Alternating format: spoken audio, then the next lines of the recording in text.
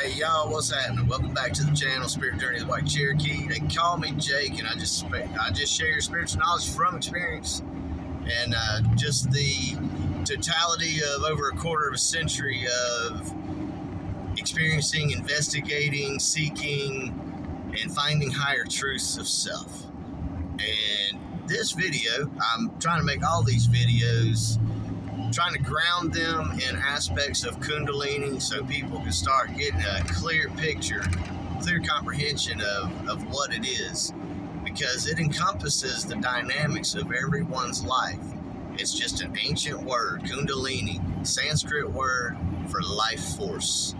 It's the energy of life traveling through your body.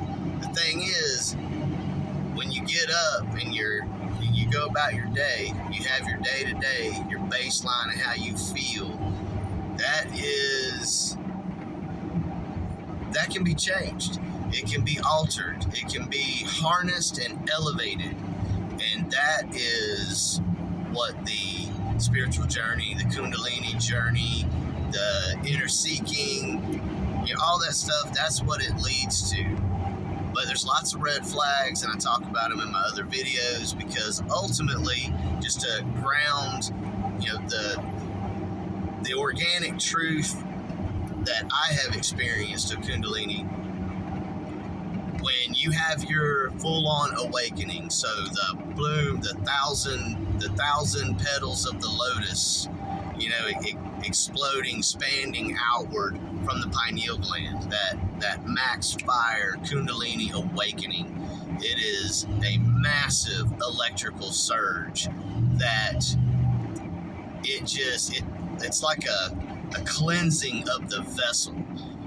That energy, that electricity surges through the circuitry of the vessel and loosens up all kind of stuff that will come forward through your cognition, and it'll be riding the wave of your emotional body. So you will cognitively experience emotions on a super elevated sensory perception, far beyond anything that you've ever felt before.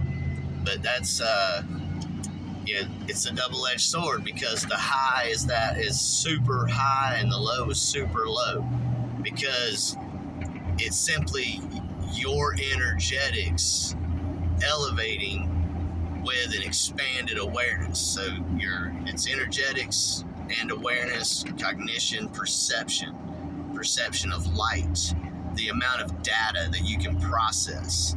Okay, all of that elevates to super high frequencies, and it's like a crystal clear high. And that's what it's like. But that doesn't give justice to what it's like. I mean, it's absolutely majestic, but I just don't want people to think that it's all about the high, because you will be greatly let down. Because it's actually all about cleansing your vessel and getting you to a higher state of awareness, so that you can have a new perception of life that will allow you to begin processing and then releasing the old baggage that's coming through the cognition. At the time you're experiencing it, it will literally feel like you're being punished by God. It's what it'll feel like. It's going to feel like, oh my God, you must hate me. The whole stigma, the he, because he's somewhere else, and yada yada. That's not the reality. The reality is it's God that is flowing through you. God, capital G, creator of all. That's the energy that's flowing through your vessel, that you are opening expanded awareness and feeling for the first time. And then that brings the perception of, oh, okay, so basically it's God looking back at your life, and you are feeling the emotions of what God thinks. But to be honest, it's not all that goody two-shoes shit, because it's more of, people get hung up in all the church talk, the stigma, dogma stuff. No, that's not how God's rules work. It's more of, where have you let yourself down? Who have you hurt? And why did you, or why could you, and how could you be led to such decisions that led to those actions? It's breaking all those dynamics down so you could see how you were misled, how you were guided by others who just felt like they were right, but they might have been right for themselves, but maybe not right for you, the viewer. So it's about walking your own path, getting in there deep to your own heart and finding out the core essence of self and bringing that forward. Because the closer you can be to your authentic expression, just the more beautiful life will flow. And but with all that being said, probably the biggest aspect of the Kundalini that that people hear of and seek after is probably the sex. So you hear about you hear about the mind-blowing tantric experiences and things like that, and that is the ultimate goal. And when all the other stuff is handled, taken care of, cleaned out, processed, man, then you open so much more room within yourself to expand the sexual experience beyond belief.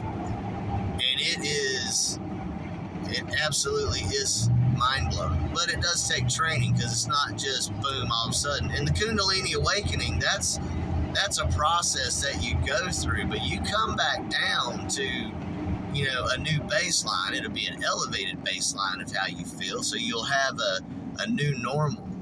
But it's not like you just stay up there on that skyrocketed Kundalini fix. That has to be managed, because the vessel can only take so much. The vessel has to have good minerals, has to have a good mineral grounding, good living light nourishment, good water. Your hydration, extremely important.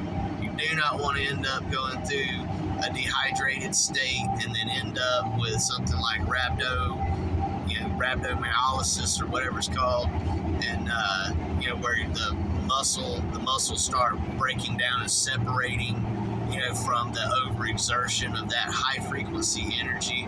You don't want to get into all that. You need to be nourished. You need to manage, self-govern. You need to manage thyself, and then engage the nervous system accordingly in those experiences. So it's like, if you do the research, you can find out that the average span of the sexual experience from start to finish is like 3 to 7 minutes, and that will change, and you would want to make that your goal to change that. But you need to engage. You have to get in there and engage that nervous system. And if couples would work together, if couples would work together and help one another, learn from one another, teach one another, get in there and explore one another, do that journey together with your partner. That way, you grow together, and you learn how to start bringing your breath work into it. You learn where those different levels of the nervous system really fire up, when you need to hold back or when you can maintain. It's a process of getting to know thyself, and the more you engage that way, the more enhanced the experiences become, to where instead of 3 to 7 minutes, it's 20 to 30 minutes, or it's 45 minutes, or it's an hour to an hour and a half, or it's 2 hours, or it's 3 hours, and it goes on from there for whatever your interests are. but it's about the experience. It's not about the end goal.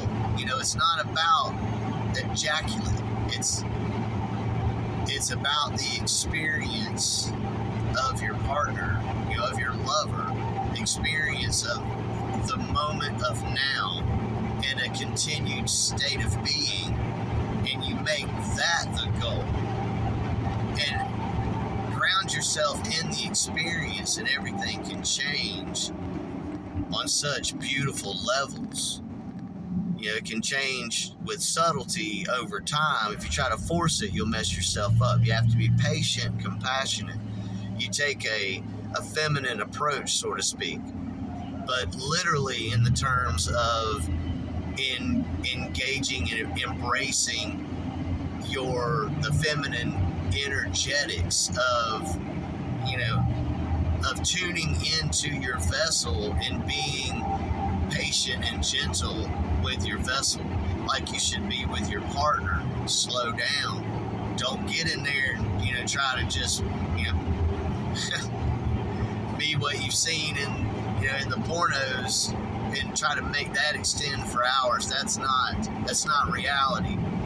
It's being calm, and it's embracing, and but at the same time it's grounding the maximum energetics of your being. So if you're a masculine, you be that masculine container that's going to take her in a way that she feels completely safe, completely able to open and bloom within this container that has her and can place her in whichever position is desired to maximize the gift of pleasure. And the two lovers bestow that on one another.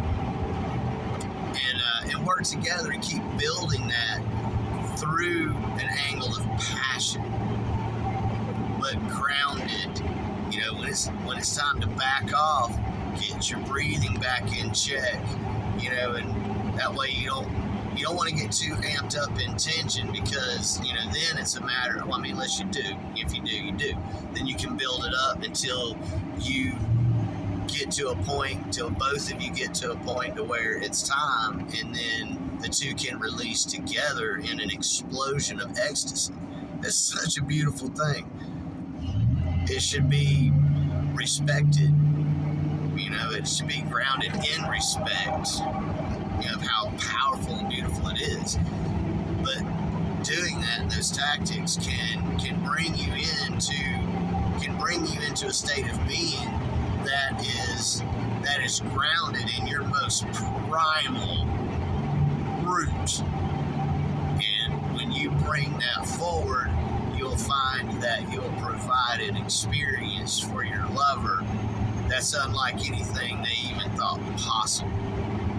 But just manage your own energy, and then it's a matter of how powerful can you build that energy, and then maneuver it with your focus and the intensity of your focus. And all of that are cycles of Kundalini as they dance, and they come forward until they can unify with one another.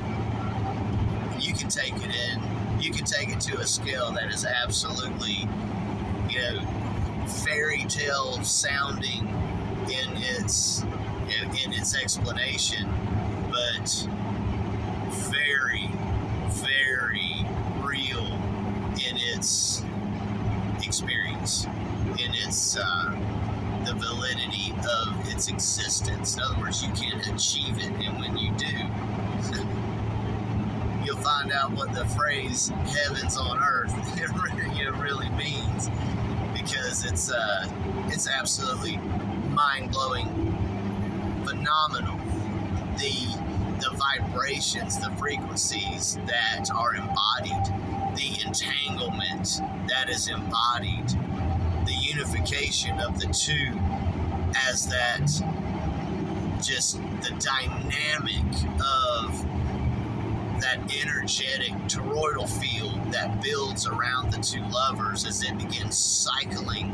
It's like being inside a vortex of magic tickles that just permeate from your inner core into your outer atmosphere.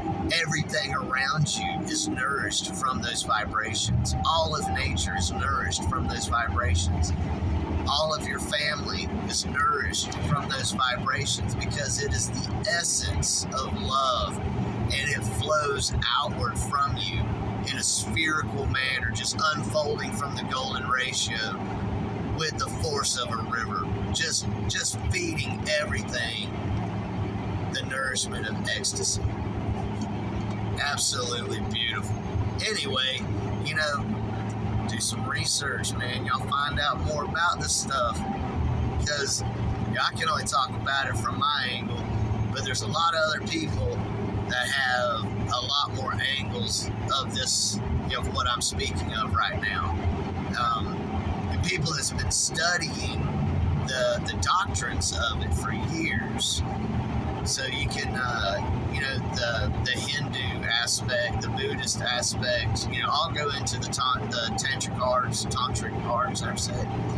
And, they all have different views on how to harness the energy and use it for yourself. But my view is you just got to get in there and figure it out for yourself, but really tune into the vessel. Don't go overboard, don't push it extreme. Really need to be patient and nourish properly. And it's amazing. Look into how to properly do a water fast and the benefits that it can bring to your vessel. Absolutely majestic stuff. As far as how it allows you to get things out of your way and really embody those elevated frequencies. And it's the toxicity that we consume from non-organic stuff that's put into our food sources and our water sources. That stuff creates sludge, blockages, and things that work against this process. But you can utilize this process to overpower all that stuff that's in the way. Because ultimately, the power of creation is the ultimate power. And it can cleanse your vessel with electrical forces just majestically. So it's really neat stuff. But anyway, I'll leave it at that. Y'all take care. I wish everybody an amazing journey. Embody the bliss of life. It's all done through the breath. So peace, y'all. One love, one light. Later.